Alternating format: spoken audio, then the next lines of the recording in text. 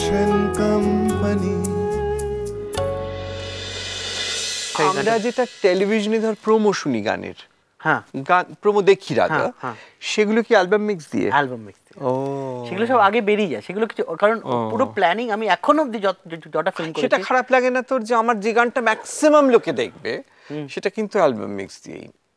আমি ওরকম ভাবে প্ল্যান করি কি যে কারণ অনেক সময় যে অ্যালবাম যেগুলো ম্যাক্সিমাম লোক টিভিতে যে প্রোমো দেখে সেটা ফিল্মে ওইভাবেই নেই, কিন্তু ফিল্মে মাইট ইট মাইট কাম ইন দা আদার, মানে পিকচারাইজেশনটাই অন্যরকম আছে। তো ওটাকে এখন লোকে সেটা অভ্যস্ত হয়ে গেছে, টিভির জন্য কাটা হয়েছে, গুলো অন্য, হ্যাঁ শর্টস গুলো অন্য, এখান থেকে ওখান থেকে নিয়ে একটা মিক্স করে একটা শর্ট বানিয়েছে। সো ওটা একটা আলাদা হয়তো গোটা গানটা ছবিতে নেই, অনেক সময় তো গোটা গানটা ছবিতে নেই, গোটা গানটা এখানে দেখানো হচ্ছে অন্য শর্ট দিয়ে। অনেক সময় যেমন क्या मुझे प्यार है যেটা টিভিতে যে প্রোমোটা আসছিল সেটা আলাদা করে টিভির জন্য শুট করা, ওটা ফিল্মে ওর কোনো রেফারেন্সই নেই। বুঝতে পারছি, আজকাল এটা হয় না প্রচুর, মানে একদম মিউজিক ভিডিওর মতন ছবির গান আলাদা করে শুট করা হয়, সব জায়গায় হচ্ছে। মানে এরকম Hare Rama Hare Krishna for example was short, ওটা তো শেষে গেল, এন্টাইটেলে গেল, ওটা এন্টাইটেলে গেল, ওটা প্রিয়ান্সার লাস্ট অবধি ঝগড়া করছিল কি আমার চাই না এন্টাইটেল, আমি কিছু রাখবো না।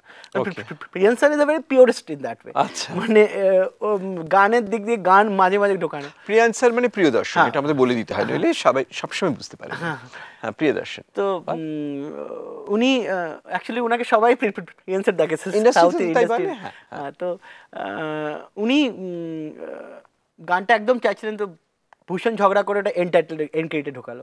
তারপর যখন গানটা হিট হয়ে গেল ও ওখান থেকে এন্ড ক্রেডিট থেকে বার করে ফিল্মের মাঝখানে একটা ফোকট ঢুকিয়ে ওর মধ্যে ঢুকিয়ে দিল গানটা।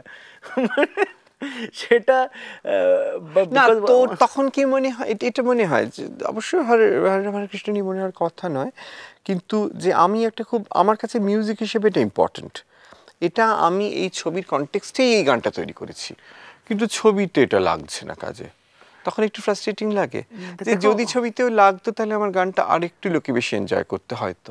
হ্যাঁ সেটা তো লাগে, কারণ আমি তার সেই ছবির জন্য যে গানটা তো সব থেকে ফেভারিট সেই গানটা ছবিতে রাখা গেল না, খুব খারাপ লাগে, কষ্ট হয় না? ভীষণ কষ্ট, মানে ফিল্মমেকারদের গলা টিপে মারি, ভীষণ কষ্ট।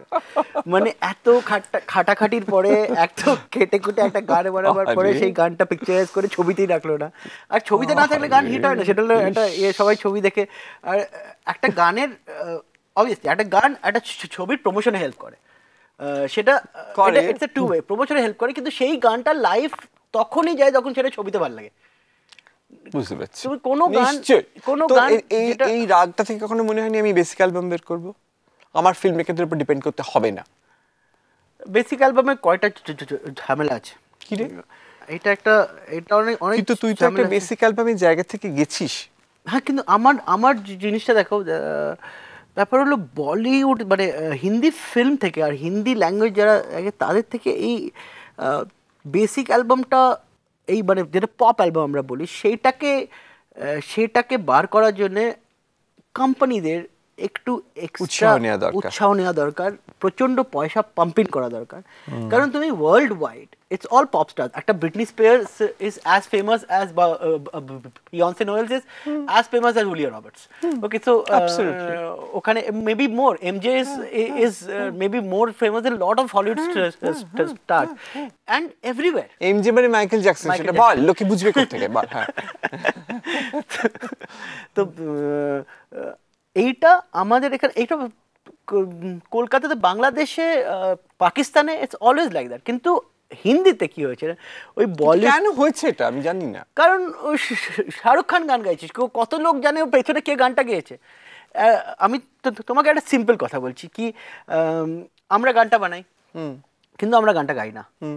ধরো হরে রামা হরে কৃষ্ণ ফর এক্সাম্পল, নীরজ গেয়েছে, তুমি একটা সাইকেল, আমি গানটা বানিয়েছি, ওটা সমীর গানটা লিখেছে, সমীরজি গানটা লিখেছেন, আমি গানটা বানিয়েছি, নীরজ গেয়েছে, অক্ষয় কুমার তার উপরে লিপ দিয়েছে। এখন গানটা কার অ্যাকচুয়ালি এই গান থেকে প্রিডমিনেন্টলি জানে অক্ষয় কুমারের, এই গান থেকে ম্যাক্সিমাম পয়সা বানায় অক্ষয় কুমার শোতে গিয়ে।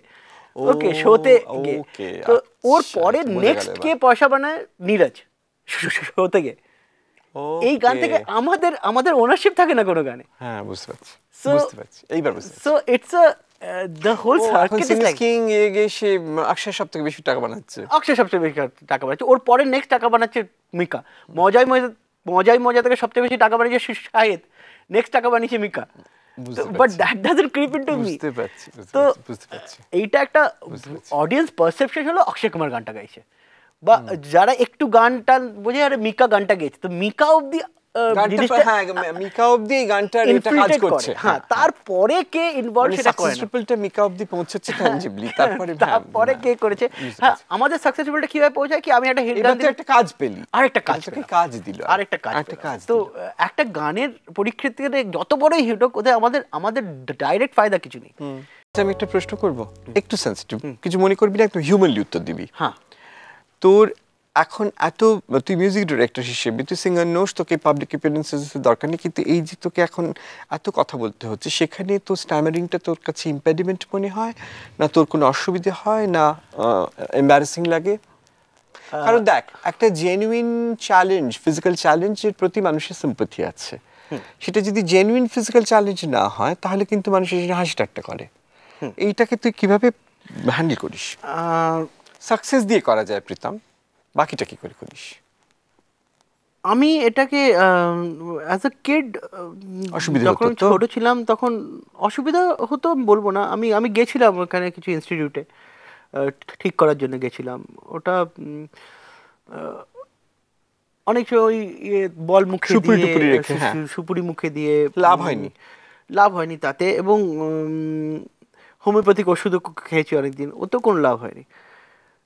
তো আমি একদিন একটা মানে নিজে একটা কনসিয়াস ডিসিশন নিলাম কি আমার এটা আছে, আমি এটা নিয়ে বদল হব না, আটকাচ্ছে অনেকের অনেক রকম কিছু হয়, এবং আমি গান গাইতে গেলে আটকায় না কেন? গান গাইতে গেলে কারোরই আটকায় না, কেন বলতো? আমার মনে একটা লয় থাকে বা একটা কিছু থাকে, আমি যখন সুর করে করে তোমার সঙ্গে কথা বলি তাহলে আমার কথা আটকাবে না। ওকে, একটা যদি লয় রেখে টেম্পো রেখে কথা বলি তাহলে আমার কথা আটকাবে না। ওকে, আমি এটাও দেখেছি প্রেডিক্টেবল ছন্দের মধ্যে পড়লে তখন আটকাবে না, কখনোই আটকাবে না। এবং আমি আরেকটা জিনিস লক্ষ্য করেছি কি আমার অনেকটা, তাহলে তুই আস্তে কথা বলার অভ্যেস কর, আস্তে কথা বলাটা তোর স্টাইল অফ স্পিচ হিসেবে অভ্যেস না। আমি অনেক আসলে তুই ন্যাচারাল, তুই বোধহয় মানুষটা ন্যাচারাল, তাই আমি একদম ওই আমাকে অনেকে বলে ভুরি করেছিস তুই, পাবলিক করছিস, আর এটা তুই পাবলিক, আমি সবসময় নিজে মনে করি আমি যা যেভাবে অ্যাকসেপ্ট করলে করবে কেউ, না হলে করবে না।